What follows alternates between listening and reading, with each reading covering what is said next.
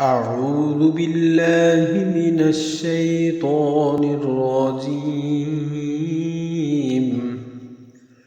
بسم الله الرحمن الرحيم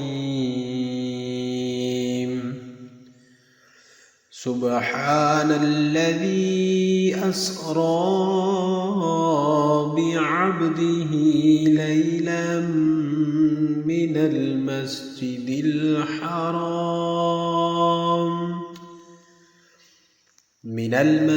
الحرام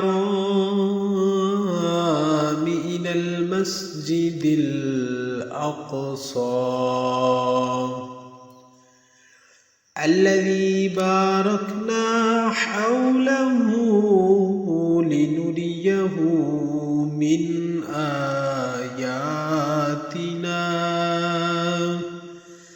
إنه هو السميع البصير।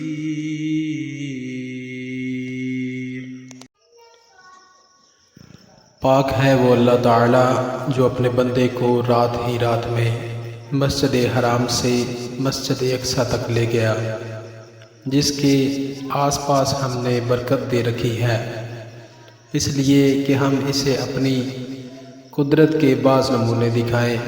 यकीनन अल्लाह ताला ही खूब सुनने देखने वाला है।